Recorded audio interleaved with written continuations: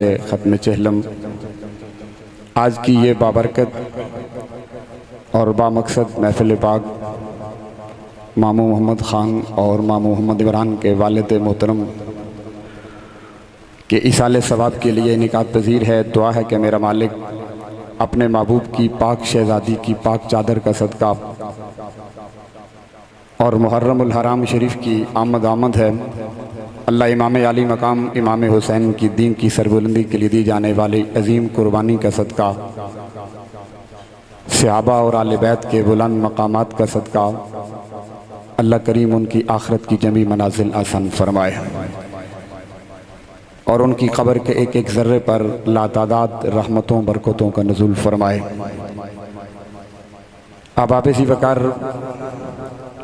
قرآن مجید فرقان حمید کی جس آیہ مبارکہ کے جس حصے کو میں نے تلاوت کیا، کائنات کا خالق اور مالک اس حقیقت کا ذکر کر رہا ہے جس حقیقت کو موت کے نام سے جانا جاتا ہے۔ میرا اور آپ کا پاک پروردگار مجھے اور آپ کو خواب غفلت سے بیدار کرنے کے لیے اور مجھے اور آپ کو زندگی میں آنے کا مقصد سمجھانے کے لیے ارشاد فرما رہا ہے کہ وہ ذات کہ جس نے موت اور زندگی کو پیدا کیا، یا اللہ موت اور زندگی کو تخلیق کیوں کیا، اس کے تخلیق کے مقصد کیا ہے؟ تو فرما لِیَبْلُوَکُمْ أَيُّکُمْ أَحْسَنُ عَمَلًا، میں دیکھنا چاہتا ہوں کون مصطفیٰ کا غدار بنتا ہے اور کون ختم نبوت کا چوکیدار بنتا ہے۔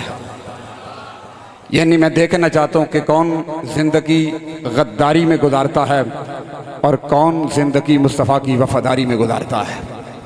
موت اور زندگی کا اتنا ہی مقصد ہے، اور ہمیں چونکہ موت کی فکر نہیں، کندھوں پر جنازے اٹھانے کے بعد بھی، اپنے ہاتھوں سے میت کو قبر میں اتارنے کے بعد بھی، اپنے ہاتھوں سے میت کو غسل دینے کے بعد بھی آنکھوں سے غفلت کی پٹی نہیں اترتی۔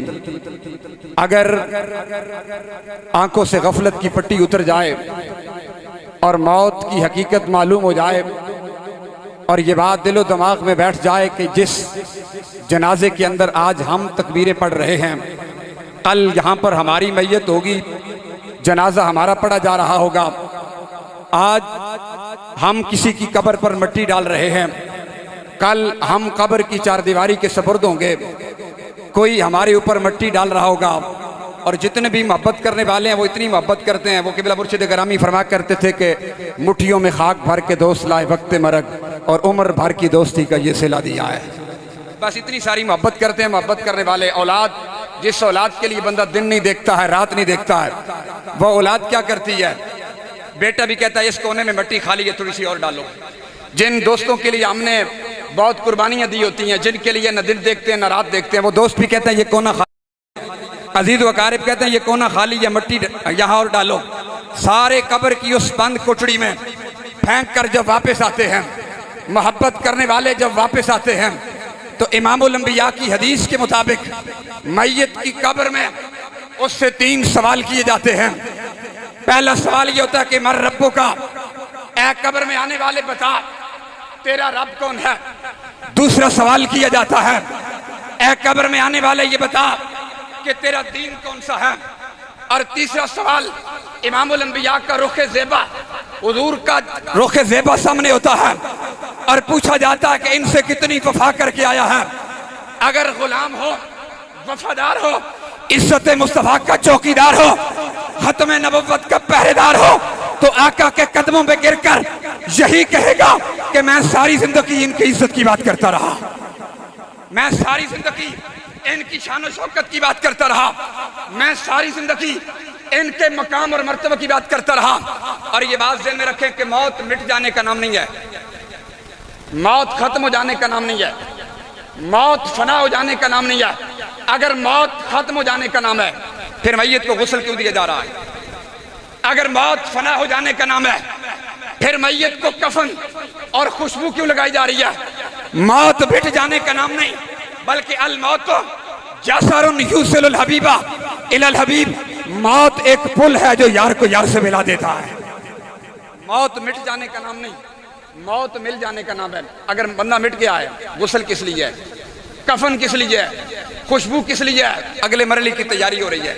حفیظ جلندری مرحوم نے ایک تصور دیا تھا اور گولڑے کے سلطان نے اس کا رد کیا۔ حفیظ جلندری نے کہا تھا کہ جہاں قطرے کو ترسایا گیا ہوں وہیں ڈوبا ہوا پایا گیا ہوں، اور سپرد خاک ہی کرنا تھا مجھے تو پھر کاہے کو نہلایا گیا ہوں۔ حفیظ آل سخن کب مانتے تھے؟ بڑی مشکل سے منوایا گیا ہوں۔ فرمایا اگر وہ ہندو جلا دیتے تم نے جلایا کیوں نہیں ہے؟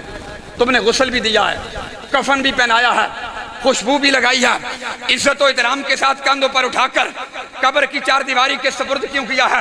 گولڑے کے سلطان نے حفیظ جلندری کا بازو پکڑا اور جواب دیا کہ تو کہتا ہے وہ جلاتے ہیں، ہم نہیں جلاتے، ہم غسل بھی دیتے ہیں، کفن بھی پہناتے ہیں، خوشبو بھی لگاتے ہیں۔ اس کی وجہ یہ ہے کہ نظر بعالم پاکیزگی پڑے ان پر، مسافران الحادث لیے نہا کے چلے۔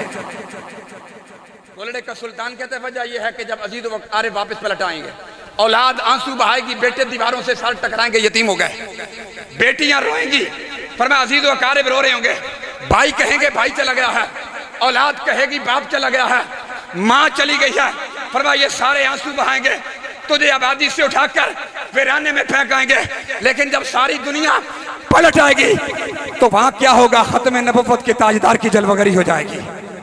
حضور تشریف لے آئیں گے اور پوچھا جائے گا ان کے بارے میں کیا کہتا رہا۔ اور امام الانبیاء کی حدیث ہے، میرے آقا فرماتے ہیں 3 بندے قبر میں مجھے نہیں پہچان سکتے، 3 بندے حضور فرماتے ہیں قبر میں مجھے نہیں پہچان سکتے۔ میں اور آپ نے اپنے گریبان میں جھانک کر دیکھنا ہے کہ ہمارا تعلق کسی قبیلے کے ساتھ تو نہیں ہے۔ حضور فرماتے ہیں 3 بندے نہیں پہچان سکتے۔